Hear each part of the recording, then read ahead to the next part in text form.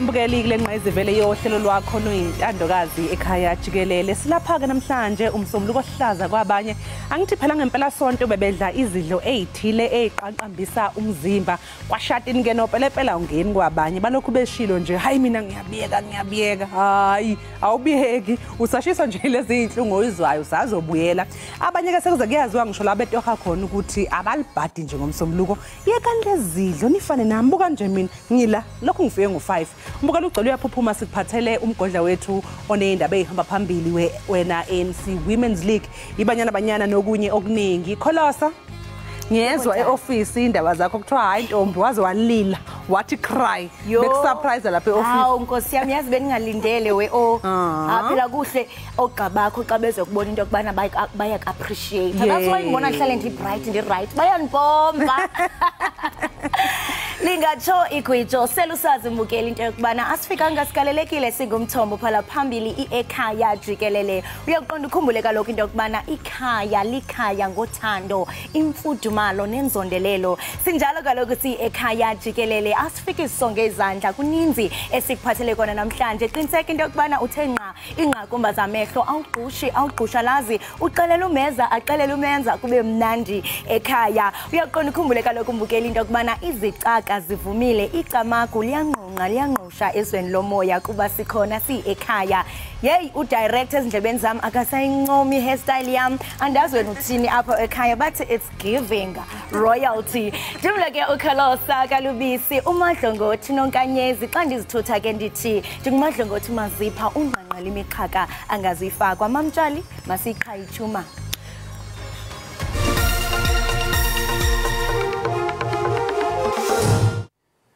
Usisi Tholashe uqokwe njengomengameli omusha wophiko lwentsha besifazane ANC Women's League. Engqungquthela uqoka ubuholi ibibanjwe ngempela sonto. I did make mention the last time that the expansion and the strengthening of the grid is going to take require an inordinate amount of money.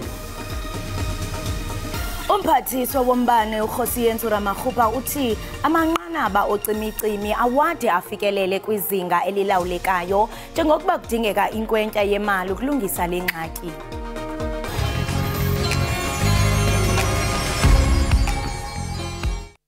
Igama ayifana Mr. Hayi mani elakho aya nikalazi but ubukele Ekhaya Jikelele engicela uhlale ubukele Ekhaya Jikelele elami igama ku-ayifani unyana kaMamthembu uzum dlalela ingoma ezimnandi uzum dlalela ingoma ezimnandi uMamthembu uthanda ingoma ezimnandi hayi mani.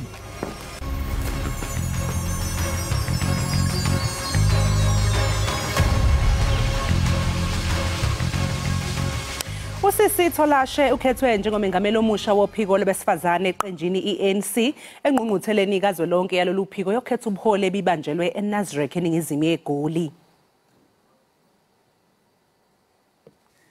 Yeah.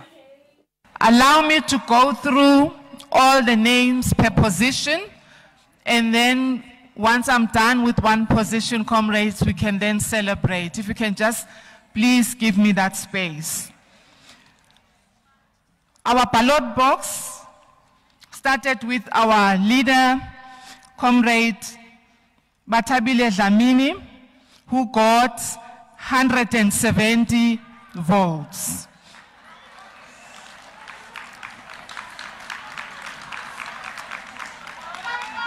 We then have Comrade Tembeka Mkhunu with 1,038 votes.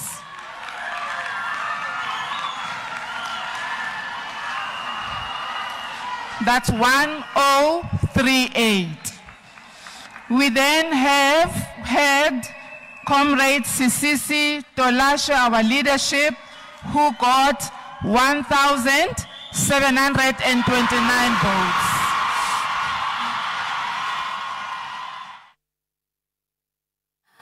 Inkokheli ye-Action SA umnumzana Herman Mashaba wamkele amakhulukhulu amalungu aqeqe kwamanye amaqela kumntla-ntshona.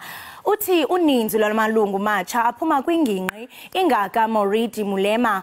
uMashaba ke ebekuntsuku ntathu wotyelelo eMahikeng ukuya kudibanisa intloko namalungu eqela. Iqela lilungiselela unyulo lukazwelonke nolwamaphondo kulo nyaka uzayo. Ihlokondiba lamalungu eqela i-Action SA angungelene eMahikeng ukwamkela amalungu amatsha eqela. Intlaninge lamalungu aphuma komasipala iDitsobotla neMahikeng. Iqela lithi linamasebe alikhulu 50 kwiphondo. This is the first time for me or for our party to launch 12 branches in one sitting. It would have been lovely to launch all 14, but because we've got a constitution, so they discover the other 2, they still need some work to be done before they can obviously allow them to launch those branches. Iqela lithi lichazintambo alisena kulinda de lufike unyulo lukazwelonke kunyaka uzayo. Our strategy in 2021 local government elections gave us some good insights and some good learnings. So right now, the whole of last year, I've focused my energies on setting up structures with the leadership in all 9 provinces. Umgqatso weqela uxeleshe kuba inkulu baphathiswa kumntla-ntshona uthi ke waphumelela nje uza kubeka phambili ukusebenzisana neenkokheli zomthonyama. I've got no doubt that I'm going to invite the Khosi to be part of the administration and decision-making bodies in whatever decision we make as a government, if we were to be elected as a provincial government. I-Action SA kulindeleke ibambe inkomfa yayo yemigaqo-nkqubo ngoSeptemba.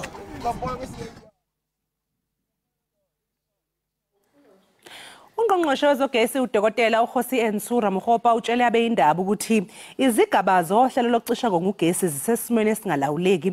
Uthi isikhungo esiphehla amandla ogesi kuleli Eskom asinayo imali yanele ukwandisa umthamo wamandla ogesi. Umphathiswa wombane uthi umndilili wensuku ezinhlanu okhoyo ophela ngomhla wama-21 kuJulayi ungaphezulu nje kwama-28 amawaka emegawatt. Uvumile kuba bayasilela ukugcina iiyunithi zifike ngaphansi kwe-15 zemegawatts, nto leyo enegalelo kumandla wokugcinywa kombane. Additional area of focus still remains the work on the unplanned capability loss factor, the units that keeps on tripping. It's an area that requires our attention. I did make the point that we want to keep it at less than 15,000 megawatts, but you can see as part of our optimistic scenario when we did the winter outlook, and you can see that we are not keeping to that, and we do admit that it's an area that requires attention. uRamokgopa uthi imfuno yombane ngokomyinge ibimalunga namawaka ngamashumi-30 emegawatts, nalapho kule nyanga kaJulayi kubonakala imfuno ezinkulu. You will see that Gauteng on average accounts for just shy of 30%. So Gauteng does matter. Of course, it accounts for 1.2% of the total land mass of the country, but we know that it's a significant player both on the economy side and also in relation to the total population. And that's why we're working very closely with the Gauteng provincial government and also the municipalities in Gauteng so that we are able to coordinate and orchestrate jointly our intervention so that they get the necessary traction that is desired, and then the returns are greater. Umphathiswa ukwathi akaqinisekanga kuba iqhubeka isendleleni yokubuyisela iunit yokuqala ukuba isebenze, nto leyo inokukhokhelele kubeni ilizwe liphulukane ne-1,800 emegawatt. Kodwa unethemba lokuba iiyunithi ezine zasekusile ziza kuphinda zisebenze ngoDisemba walonyaka. Umphathiswa uthi ufuna ulondolozo olungaphezulu olucwangcisiweyo ukunceda ukuphucula umthamo. Amagosa sibhozo enkonzo yesipolisa abonakala kumfanekiso wevideo ehlasela abanye abaqhubi kuhola wendlela u-N1 eGauteng ebutsheni balenyanga. Baye balala baliwe phezolo. Abanye babo ke bayinxalenye yegqiza lokhuseleko likasekela mongameli umnumzana Paul Mashatile. Kulindeleke ukuba la magosa avele kwinkundla yamantyi yase-Runback ngentseni yangomso. Lamagosa azinikele kwisikhululo samapolisa saseSentin ngalemva kwemini okukuza emva kokuba ukhala ojonge ukuziphatha kwamapolisa iIPID ubuceba ukuwabamba lamagosa oluhlaselo lwashicilelwa ngeselfowuni zelomfanekiso wevideo wathi ndi kumaqonga onxibelelwano wadala isankxwe omnye wabarhanelwa kutyholwa ngokuba wajongisa umpunga kwisithuthi somqhubi iIPID ithi iqinisekile ukuba inobungqina obubambekayo ngakulamadoda sibhozo enkonzo yesipolisa. We are almost there with investigation. We could be about 70 to 80%, but the others we are doing them as we go along. Investigators have been out, engage the victims. They obtain statements from them, and they assisted them in opening up the case. Ukanti bonke abarhanelwa basanqunyanyisiwe emsebenzini. Abantu abangenazindawo zokufihla inhloko eNtshona Koloni baxhalabile yingqele njengokuba kukhona umsinga womoya obandayo kweliphondo. Inani labantu abangenazo izindawo zokufihla inhloko kwizitalato ezikumbindi waseKapa aphakathi kwesine ukuya kwi-14 lamawaka. Liyanda inani labantu abahlala ezitalatweni zaseKapa susela kugutyungelwa kwelizwe ngubhubhane wecorona. Uninzi lwabantu luxomoloze lagxumeka intente ngaphakathi esixekweni. Uphando luthi zininzi izinto ezenza abantu bahlale ezitalatweni. Ukuquka ukugquba kwendlala, intswelangqesho, ukuxhatshazwa kweziyobisi, imfundo engagqibelelanga nokugula ngokwasengqondweni kunye namadabi ngaphakathi kwiintsapho. Firstly, to live on the street, ma'am, is something undescribable. I wouldn't advise or want anyone to go through the experience that we're currently going through. Abantu abahlala ezitalatweni bathi njengoba esehla amaqondo emoyezulu kuba nzima kwiintente zabo nezenzelwe ixesha lasehlotyeni. There is a few guys that passed away, I think, during the cold. Especially one gully there in Wesley Street because of that storm that was hitting us. And you know, Cape Town's weather, today it's rainy, tomorrow it's sunshine.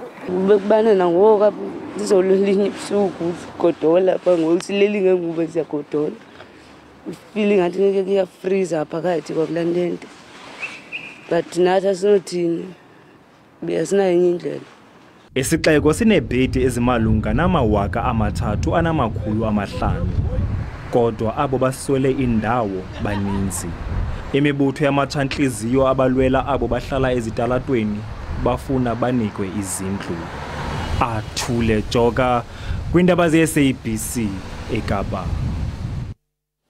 Bekusindwe ngobethole emndenini eyahlukene Eastern Cape ngempela sonto njengoba bekwemukelwa amabhungu abebuya entabeni ukuyosokwa. Kuculwa ingoma zokubhiyozela onyana ababuya esuthwini. Kaloku lamatyendyana ebesusiwe ekuhlaleni eyokufundiswa ubudoda. Ukubuya kwabo bekhuselekile kubangela imincili ingakumbi kubazali. Beningalali. Kukho iviki I think kwezinyanga ziphelileyo kulinyanga ipheleyo apho bekunethi imvula ibingange ndimthathe. Elikhwala lithi likulungele ukuthatha uxanduva lobudoda. Hayi le ndlela incedisile kakhulu. Thithi ibonisile i-responsibilities zami. Ibonisile hayi anikwazi izinto zinkwenkwe. Nangona kunjalo abanye abazali abonwabanga. Kaloku bangamashumi abakhwetha bathe basweleka kweliphondo. Sizawuhlala phansi ngoku sibonisane ngendlela yobana siqinise amaqhele. Zikhona into esizitapheleyo zisinikile indlela emasibone okubana sawuphucula njani na ubheka phambili. Umbutho wenkosi ukholelwa kolokuba ukusweleka kwabakhwetha kungapheliswa.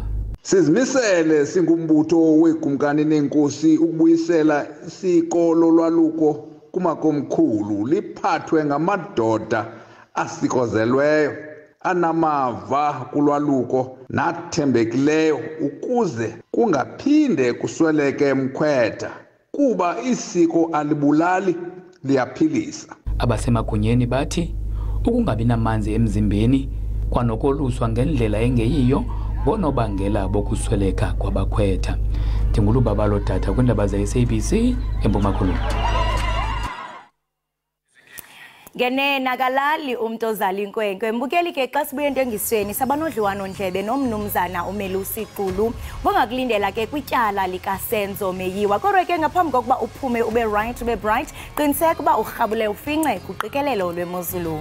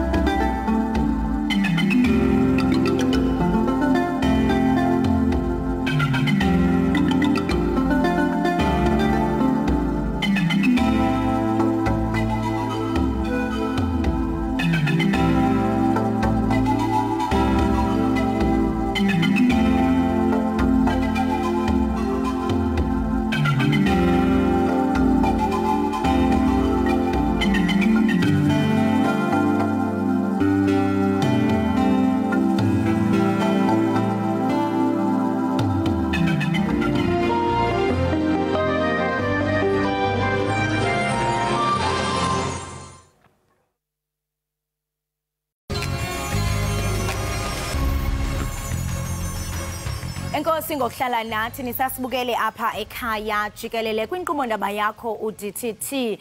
Njengokuba ityala likaMeyiwa belisemaplangeni kwiveki ephelileyo, uZandile Khumalo uphike woma ukuba ingxabano yayiphakathi kwakhe neqabane lakhe uLongwe Thwala yiyo eyakhokela ekudutyulweni kubulawe uSenzo Meyiwa ngonyaka ka-2014. Ubudlelwane ke bukaKheli Khumalo noSenzo Meyiwa buye baqwalaselwa kwinkundla ephakamileyo ePitoli. Ityala ke lona liza kuqhubeka namhlanje. Ukuthetha banzi mbukeli ngoko singakulindela kule veki kweli tyala, siza kuthetha nengcaphephe yomthetho umnumzana Melusi Qulu weDonda Attorneys. Masikubulise sikwamkele mnumzana uQulu ekhaya jikelele. Ngibingelele ku Kholosa, ngibingelele kubabukeli. Ngiyathemba ngiyazwakala. Uvakala kahle mnumzana. Siyaqonda into yokubana beziqhuma kwinkundla kule veki iphelileyo. Ungakhe usixelele ukuba kwenzekeni kweli tyala kwiveki ephelileyo? Ngikuphinde kancane awuzwakala. Khawusixelele banzi ngokuthe kwenzeka kweli tyala likaSenzo Meyiwa kwiveki ephelileyo. Ndiyathemba into yokubana undiva kakuhle. Mhlambe siphinde sizame mhlambe after 2 minutes nginenkinga ye-network. Unenkinga? Okay mbukeli wami. Sixolise ke lonto ngalonto mbukeli, uyabona into yokubana kubhidene ikomiti ngenxa kaloku yobubuqhaka-qhaka bele mihla. Kodwa ke sawuphinde ke simzame umnumzana uQulu njengoko kaloku sithetha ngetyala likaSenzo Meyiwa nongakulindela. Kodwa ke sisazama ukuxhumana naye ke masithi qhwi evenkileni wena ungayindawo.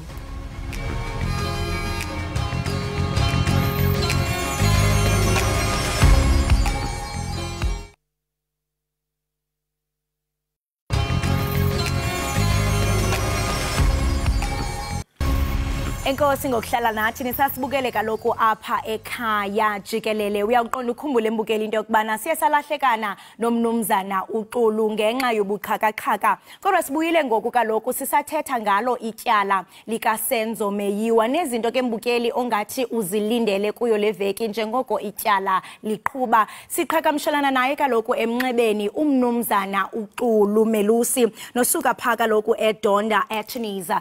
Mnumzana uQulu, masiphinde futhi sikwamkele ekhaya jikelele. molo sisikholosa ngibingelele nakubabukeli emakhaya. Enkosi siyabulela. Ungakhe nje usixelele ukuba kuye kwenzeka ntoni kwelityala kule veki ephelileyo elikaSenzo Meyiwa?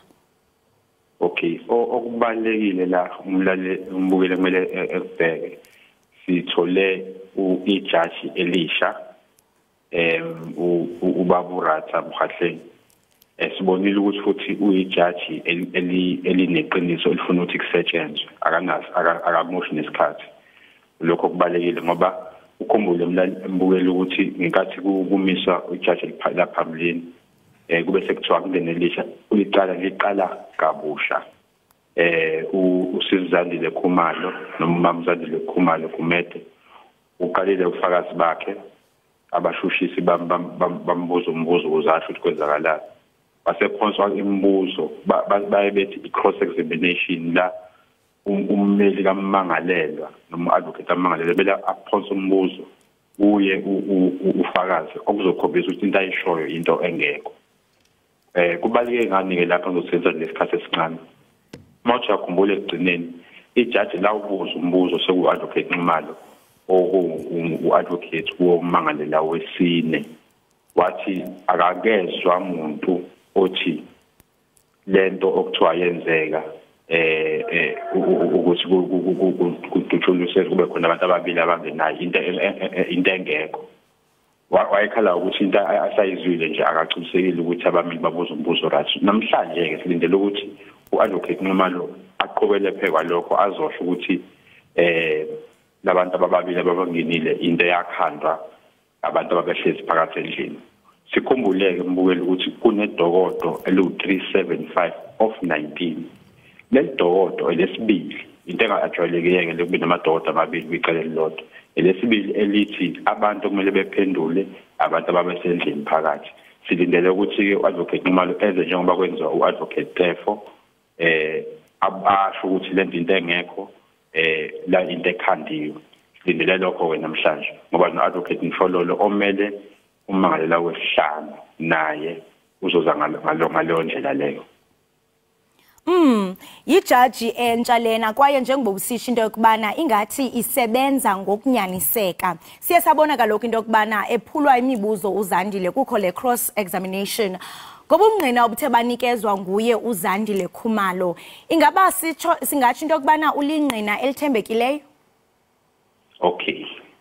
Into ekumele siyibhekisise lapha uMamZandile Khumalo Gumede uza nomfakazi okuthiwa i-dog identification. Kuchazani ke lokho mbukeli? Kuchaza ukuthi labantu noma lo muntu amkhombile uMmangalela wesibili umkhomba ngoba esesedokodeni noma esebhoksini azosho ukuthi hayi ngiyamkhumbula uye lo ngambona sengimkhumbula ngoba ngimbona.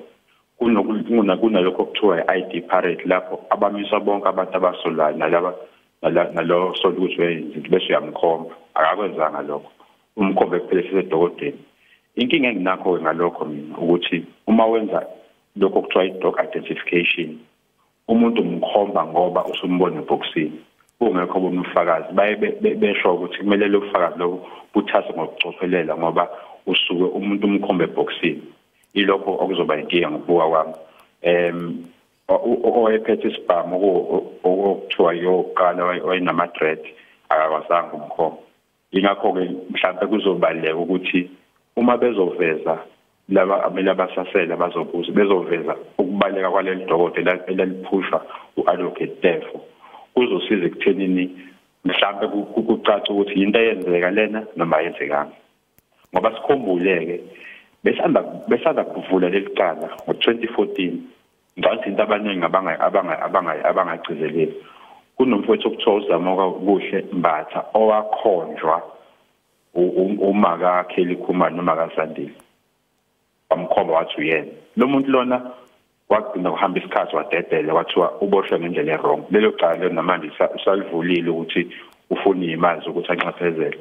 Manje lokho kukunika siphi isithombe uma ukuthi kuzoba nabantu abazokhomba umuntu abajwayele ukuhlala naye ngoba uZama Kuhle Mbatha umuntu obejwayele ukwasha nemoto kaSenzo X6. So ubufakazi balawa abantu abasendlini kukunika ukuthi ubufakazi okungathi bevezwa ukuze kusuke ukusola mhlawumbe umuntu uthizeni ngokwami ukubuka. Ingaba mhlawumbe intoni singathi ke silindele ukubona ingqina elitsha lisiya emaplangeni kulena iveke singena kuyo? Esikulindele ke uma kuukuthi kuzofika umfakazi emva kwa mamzandile Khumalo. Silindele ukuthi kuzoba nofakazi. Ngicabanga manje umshushisi useyishintshile eqaleni yakhumbula ukuthi kwaqala amaphoyisa amabili base eletha abantu ababesendlini. Kulokhu vele wathi hayi akasase eqhubeka nayo uZandile eqale phansi aqhubeke naye.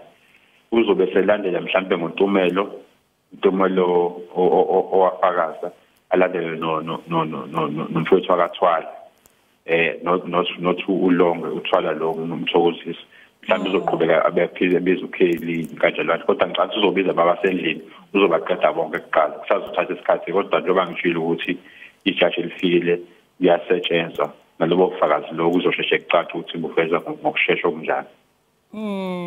Njengoba usisho into okubana liyasebenza kuba kaloku siyabona into okubana akahleki nehlekisayo kwaye ufuna ukulenza ngeyakhe indlela elityala njengoko eqalele phansi. Ingaba oko kubonakalisa ukuba elityala lihamba kakuhle kwaye singade mhlambe sithi siyalibona liqukunjelwa? Yes, siyalibona impela liqhubeka liqedwa kodwa ke kusangenzeka noma yini kodwa ke ngicabanga lokho bekwenzeke eqaleni ukuthi kube nokuthi ngashishi angeke sakubona manje ngoba kuzosetshenzwa.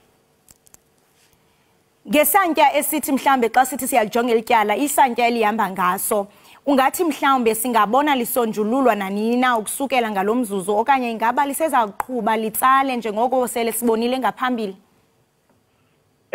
Lelicala leli akusilona icala engathi lijwayelekile ngoba njengoba ngisho ukuthi bengifisa mina ukuthi abamili bekuveze kakhulu lokho ukuthi kunedodo lesibili mabebuza abantu abasendlini bekwazi ukuveza ukuthi kunezinto eziningi ezikhona kunofakazi abantu abasazovela baningi angiboni ukuthi izophela manje kodwa indlela yokuthi lisebenze kuzosetshenzwa lokho engibona mangibuka ijaji elifikile. Mnumzana uXulu masibambe ngazibini ngexesha lakho. Ngiyabonga kakhulu. Lo ke mbukeli besithatha naye nguye kaloku umnumzana uXulu osuka pha eDonda Attorneys ebesixelela banzi kaloku ngezinto ke esingathi sizilindele kwelityala lika Senzo Meyiwa njengoko liqhuba apha kule veki sikuyo. Qiniseka ke mbukeli uba uthe ngqa kumba zamehlo kumakhasi ethu ku SABC News na ku SABC Ekhaya Jikelele na kwinkqubo ndaba zethu ezabe zikusasazela ngayo yonke into ongayilindela kule njikalanga. Ngoku ke masithi qhwisi yobhatala amatyala wena ungayindawo siyabuya emva kwalentengiso.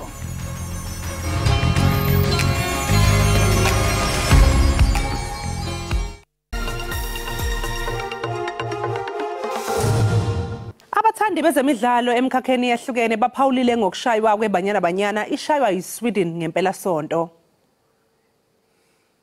I won't say I feel sad, but the girls played well. It's just the first game, if I'm not mistaken. But I wish them well for the next. I think they're still going to play next week, Friday, if I'm not mistaken also. They must just do their best, and we are behind them. And we are proud of our team, South African team. It was very tragic, but I think they can do better next time. And they shouldn't be very sad about it because they pushed very hard, and I really think they can do better next time. Even if they lost, we're still proud of you girls. We know, or women, we know that you'll do better. And whatever the result, we're proud of you. Yes, we know when win or lose, we support you. I think they will make it on the second game, on the next coming game, because I've seen that they play well and then they are creating chances. It was just a matter of they did not have luck. I think going forward, chance we can win the last two games and proceed to the group stages. The hope is there. If we can maintain the game of Argentina this coming weekend. Ikhwelo lityala mbukeli abantu ke kwikhasi lethu lika WhatsApp bathe baphefumla ngalomba besithi akulahlwa mbeleko ngakufelwa. Ibanyana idlale umdlalo omuhle kakhulu ikhombise ukukhulu futhi ukuyimisela. I-chairman kalelahli tu kwaye ndiyasho ukhona indlela abazawuphumelela ngoba la mantombazana ayazimisela. Hayi igame elandelayo sizayiphumelela nakanjani. Iqembu lasekhaya lidlale kahle kodwa lana phambili selibheka khona lamazwe lawa abazodlala nawo kudala vele baparticipate kule ndebe lena ye-World Cup. Hayi shame edlalile banyana ibizimisele kuphela nje bezimpazamo kwezasebholeni. Bayaphoxa ke ngumsasazi. Diske andani binathemba ngoba kaloku babe strikeile bayinika into abayifunayo. Umdlalo wemuhle kakhulu singazange sinqobe kodwa kukhombisile ukuthi ke umdlalo olandelayo maningi amathuba ukuthi ke siunqobe. Banyana idlale kakhulu ngokuzimisela kwilizwe laseSweden elirenka unumber 3 ehlabathini logama yona Banyana irenka u56. Wamna ndinalo ithemba lokuba abanyana baza kuyiphumelela le ezimatches shekile ezimbini. Ingathi bekukhona nje ukothuka okuthile kuba bebengazinzanga ebholeni into leyo ke ngoku iyabakhokhelela ukuba benze impazamo. Ngithi nje Banyana iyaphambili nginalo ithemba futhi elikhulu. Bayadlala labantwana bayadlala futhi nje ngithi bayadlala ibona basimele abafana Nkosi yami. Andithi akulunganga into babakhalazela imali kodwa emveni kokuba baye bakhalazela imali izinga lemidlalo yabo iyehla kakhulu. uMadiba wathi it is impossible until it has done. Bafana iyandincomisa kakhulu indlela edlale ngayo. Xa inodlala ngalendlela idlale ngayo ingawina kakhulu. Enkosi ngokubani iphefumule qinisekani ngalokho into yokubana niyasilandela kumakhasi ethu. Usapho likaThembi Kgatlana ongumdlali weBanyana luvukelwa yokubukela ibhola ngelixhasa uKhatlana. Ithole ukwesekwa kumangazayo iBanyana njengoba ibithole nephezulu neSweden izolo. Yize umdlalo busekuseni kakhulu kodwa abantu bakwazileke ukuvuka babukele umdlalo. Emhlakeni ngegoli umndeni kaThembi Kgatlana okungumdlalo oqavile eqenjini lesizwe bebengakwazi ngisho ukuzibamba uma nje eke walithinta ibhola. They did well. I mean, you know, that was the game plan. I still remember vividly that when I spoke to Thembi when she was here, she talked about it that on their group, Sweden is the threat. If they can contain them, the rest too, I mean, obviously something will happen. And for sure, the game plan was to contain them, catch them on a counter. I saw the game plan that it was executed very well. I've got that confidence that we will have the 3 points from the next game. And I hope our girls don't let us down with a silly mistake as they did. As much as we lost the game, I can simply say it was great to celebrate as a goal scored at the World Cup. So it was not an easy game, and I think that the ladies did well for a first game, and going into the next 2 games, Argentina and Italy, I think they know now the nerves are out. You know, they're gonna pull up their socks.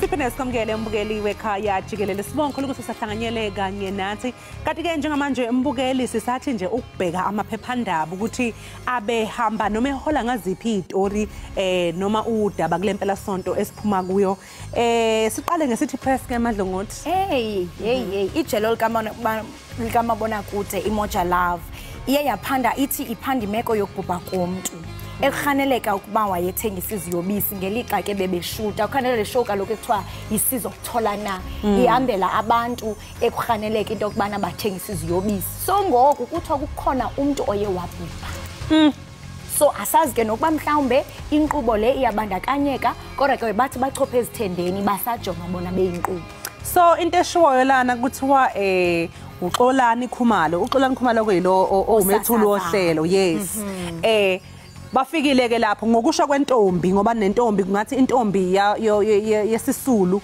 ibise salon endaweni engekho kude lapha abahlala khona so ithi yona izibonile imoto zidlula iconvoy kusheshwa imoto egijimayo iyezwa ke nesound yabantu kesebememeza kuba bona abantu babebona celebrity phela bebona ukuthi we kuza nansi show la so wabona lo msindo naye waphuma walandela uthe mayilandela hayibo le moto iyakwami kanti belezi imoto zakwa mayifika nangampela uthena ngokubona ukuthi mayebuka wafica isoka lakhe ke belibophile ligqoke iunderwear lapho bese kubonakala ngathi inobumanzi khona ukubonakala ngathi bebembophile. So intombazane usisi lo oyintombi yesisulo sechaza ukuthi bebembophile bebemenzani vele benzela ukuthi akhiphe iqiniso ngathi bese bakhiphile idakamizi bese ikhiphile ezinye kodwa besafuna ezinye. So nje kuningi asikakazi kahle. Ayibonakanga kumabona kude. No ayibona ishiwo ngokusho kwesithandani kwesinqandamathe salobhudi oshonile. So nje udaba nje lolu ngempela esolokhu sililandela nje khona kubhlungu phela ukushona komuntu asazi ukuthi ena uze washona nje bekwenze njani. Sesithembe khona ukuthi kuzokwenziwa ke uphenyo olunzulu ebese ke sithola yonke ke information. No imoja love yathi into okubana baphansi bachophe ezithendeni bayajonga ba intoni eyenzekileyo. Yeah, so olunye udaba olulandelayo udabelayo kunophando lobuqhophololo lwenkqubo entsha kaNSFAS. Abahlobo ababini ke abaka Elisa Mnganye ngomnye ke umfundi pha kwicollege kawonke wonke bajongene nezityholo zobuqhetseba emva kokuba bathe batyholwa ngokungena kwi-account yakhe kwifowuni yakhe nokusebenzisa kakubi esisibonelelo sikaNSFAS. Hey uyabona into ethi nawe bheka ukuthi ngobani abangani bakho kanti uhlezi nabangani nje nawe kanti bakuntshontshela futhi cabanga ke le mali manje oba phela imali yokufunda abantu abasebenzisa uhlelo kaNSFAS abantu abangakwazi abanabazali abangakwazi ukuthi babafundise abangakwazi ukuthi babathengele ukudla mangabe sema university seliqhamukile kuhlelo lizoxhasa bona sekufika umngani usiyathatha umngani awusakhona ke manje ukuthenga ukudla awusakwazi ukuthenga incwadi into embi ngempela leyo nje. Right, sihlabele mgama mbukeli ke siyamhalalisela kaloku Azania Mosaka uzawungena phana kaloku kwigumbi losasazo Ekhaya FM njengomsasazi wenkqubo entsha ye-afternoon drive kwesisikhululo ke ukusukela kwinyanga ezayo. Oh ungena ubani obenze afternoon drive bekusizwe Dlomo kade enza i-afternoon drive before shuthi uzongena esikhundleni sakhe into engicabangayo usizwe Dlomo kushuthi usebemuvile bamusa ekseni kanye noSol angithi uSol ubekade enza uhlelo i-breakfast show noDinewo. Yes yeah halala Azania I cannot wait into kubana simve bethunana Ekhaya FM sirayza nawe ntombi ikhona ke ne-Sunday Times yona ke ikhuluma ngokuthunjwa. Hey usiyami uyabona udaba lokuthumba kuthiwa ziningi igabeko nje bezikhona vele ke eMozambique zokuthunjwa kwabantu ufika uthunjwe wena kholosa mase bekuthumbile bese befuna imali ke ransom ukuthi ukhokhe. So ke ngathi kuze waqapakela wachaphakela nangapha ke eNingizimu Afrika sesifikile leso hlava osolwayo ke kusolwa ke umbulalo okuthiwa usejele wenza wonke ungqondongqondo walokhu ukuthunjwa kwabantu ukwenza ekuyi-maximum prison cabanga. Ingxoxo wena nokusefuneke sinayo apha enqubeni into yokubana ezinkqubo zikhona zingaphakathi yejele ingaba ababantu ababanjiweyo bayakwazi uba barehabilitatwe hence besenza izinto ezinje. Yeah siqala siqonqotha ngayo uDJ Show. Akamuhle unono wambona isikhathi efikile la izocula awe lalela iglow emntaneni manje kuthiwani lapha kuthiwa usesithenjini ungene ngokusemthethweni. Hey aye avakala lo mahe kuthi ukuthi ke iphephandaba liyayiqinisekisa lonto ndiye ndaweva lo mahe kulonyaka ophelileyo into ethi ke ugirl ungenile hayi cha isimo sinabantu baso vele you know kodwa nina pha kwezulu ingathi niyasithanda nje nayo into yenu mangabe siphatheke kahle sana sithini uyambona nje usho uhlo uyaglowa shuthi imphatheke kahle noche asoze ndivume mina inkomo ingazali umuntu we unabona you must share wena ungavuma umakhola akafuna ukushare babukela uthi nje never yena akashare okwakho inkomo ingazali umuntu sana. Sifuna ukukhuluma kanye sesifuna ukukhuluma andithi nami ndiyaphefumula ndinikeza iqonga kanti unikeza mina okay let me shine mukeli ke kukangakho siniphathele kona kweziphala phambili qiniseka kaloku into yokubana uyasitheka pha kumakhasi onxibelelwano ngezitheka lokhu zaqaqamba ngale mini namhlanje ngoku nokusima sithi qhwe evenkileni sizobuya kodwa mbukele emva komzuzwana ungalingi yendawo hlala phansi nethezeke kusekhaya.